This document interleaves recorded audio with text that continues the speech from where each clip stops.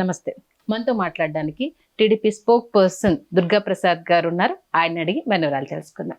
దుర్గా ప్రసాద్ గారు నమస్తే అండి. నమస్కారం. తండ్రిని జైల్లో పెడితే ఎవరైనా సరే ఆవేశంతో ఊగిపోతారు. ఒక్క పిలిపిస్తే చాలు తెలుగుదేశం పార్టీ శ్రేణులు కావచ్చు, కార్యకర్తలు కావచ్చు, ఎక్కడున్న వాళ్ళైనా పరిగెత్తుకుంటూ వచ్చి ఒక్క మాటకు విధ్వంసం చేయడం చాలా సులువు. మీరు అన్నమాట ఎంత ఓపిక, ఎంత సంయమనంతో ఉన్నారు. మన ఉద్దేశం ఏంటి అనేది ప్రజలకు తెలియాలి. మనల్ని తప్పుగా అక్కడ చిత్రీకరించే ప్రయత్నం చేస్తున్నప్పుడు ఎదుర్కొని ధీటుగా సమాధానం చెప్పాలనేసి అని ప్రెస్ మీట్లో ఇబ్బంది పెట్టే ప్రయత్నం కావచ్చు, జైలు దగ్గర మాట్లాడినప్పుడు కావచ్చు, రకరకాలుగా ఆయనను ఇబ్బంది పెట్టే ప్రయత్నం చేసినా ఆయన ఎంత పరిణితి చెందారు అనేది తను మాట్లాడే ప్రతి మాటకు అవతల మీడియాలో అంటే తెలుగుదేశం పార్టీకి ఆపోజిట్ మీడియా వాళ్ళు క్వశ్చన్స్ చేస్తున్నా సరే ఎక్కడా విసుక్కోకుండా వాళ్ళకు ధీటేనంటే వేరే వాళ్ళు అయితే బ్యాన్ చేసి పడేస్తారు, వీళ్ళని మన ప్రెస్ మీట్లకు రానివ్వద్దు, అలాంటి జరిగిన సందర్భాలు ఉన్నాయి.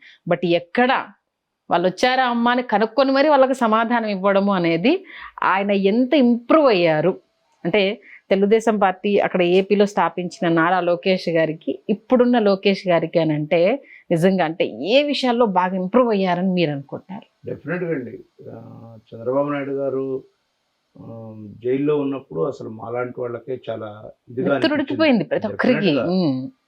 అట్లాంటప్పుడు ఒక కొడుకుగా ఆయనకి ఎంతో బాధ్యత, ఎంత అంటే ఓపికగా ఆయన ఎట్లాంటి పిలుపు ఇవ్వటం కానీ, ఇంకా మాలాంటి వాళ్ళని కొంతమంది కాన్ఫరెన్స్ తీసుకున్నప్పుడు అనేక రకాలుగా ప్రజలను ఉవ్వెత్తున ఉద్యమం రూపంలో తీసుకురావాలంటే ఆయన ఒప్పుకునేవాడు కాదు.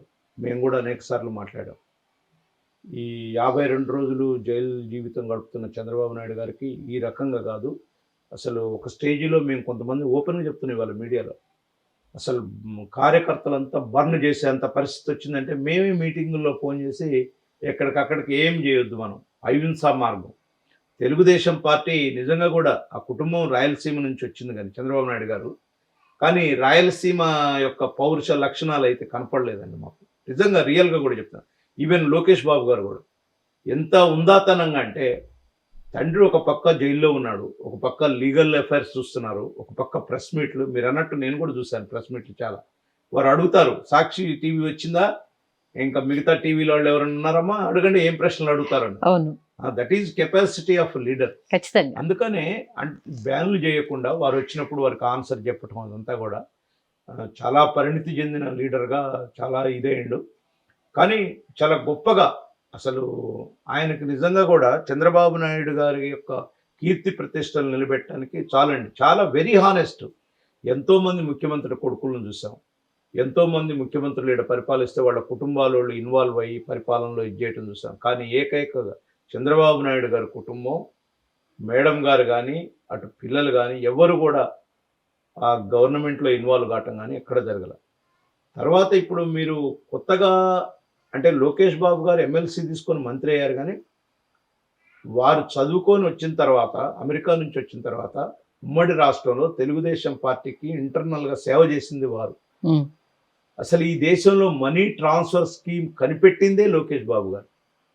అప్పుడు కేంద్ర ప్రభుత్వం కానీ రాష్ట్ర ప్రభుత్వాలు కానీ ఎవరు కూడా డైరెక్ట్ మనీ ట్రాన్స్ఫర్ లేదండి. మేము 2004 మేనిఫెస్టోలో లోకేష్ బాబు తయారు చేసినటువంటి మనీ ట్రాన్స్ఫర్ స్కీమ్ను పెట్టాం మేము ఆ రోజు.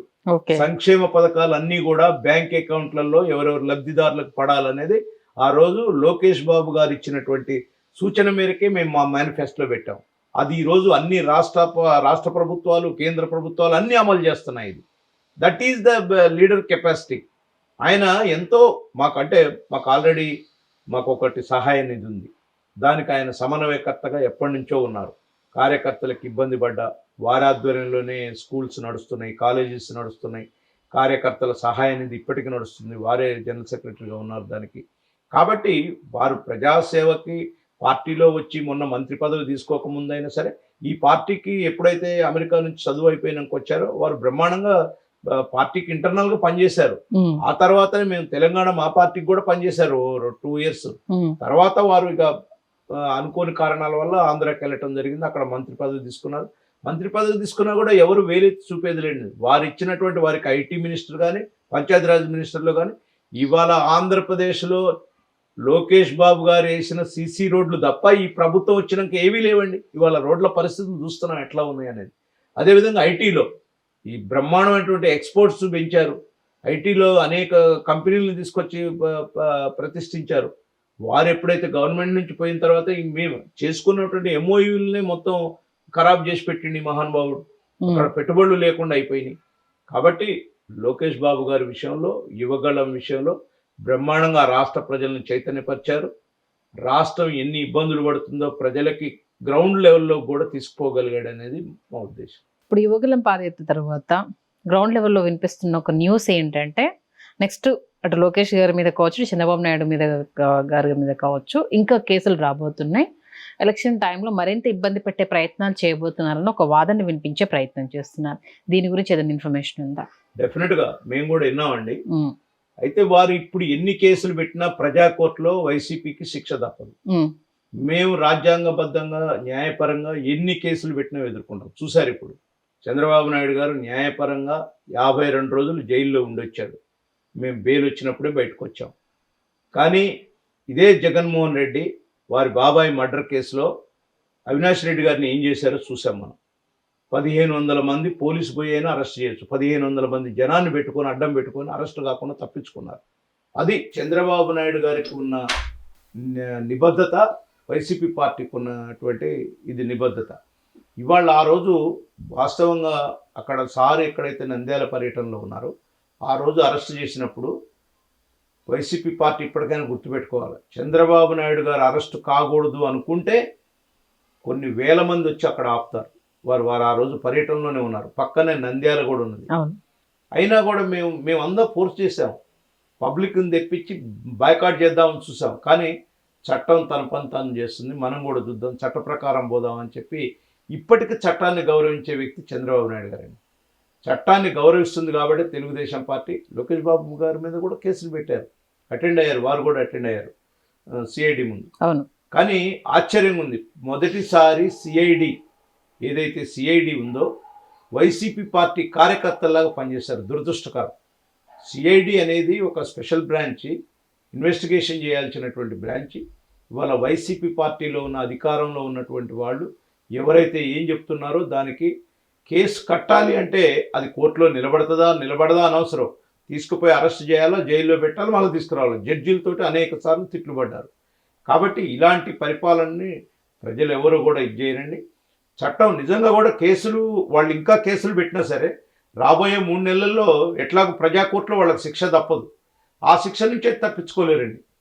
కోర్టుల నుంచి ఇప్పుడు జగన్మోహన్ రెడ్డి 10 సంవత్సరాల నుంచి తప్పించుకుంటున్నాడు. ఇంతవరకు వారున్న కేసులో ఒక్క కేసుకు కూడా అటెండ్ కాలేదు. బెయిల్ మీదనే ఉన్నారు. బెయిల్ మీద అంటే న్యాయస్థానాలన్నా చట్టం అన్నా ఎంత గౌరవం ఉందో ఈ ముఖ్యమంత్రికి చూస్తున్నారు ప్రజలంతా కూడా. అదే చంద్రబాబు నాయుడు గారికి, జగన్మోహన్ రెడ్డి గారికి ఉన్న తేడా అదే. తెలుగుదేశం పార్టీకి, వైసీపీ పార్టీకి ఉన్న తేడా కూడా అది. థ్యాంక్ యూ దుర్గా ప్రసాద్ గారు. అడగగానే సమయం ఇచ్చారు. ప్రస్తుతం యువగలానికి సంబంధించి, తెలుగుదేశం పార్టీ, జనసేనకు సంబంధించి చాలా చక్కటి వివరణ ఇచ్చారు. మీకు ధన్యవాదాలు. థ్యాంక్ యూ అమ్మా.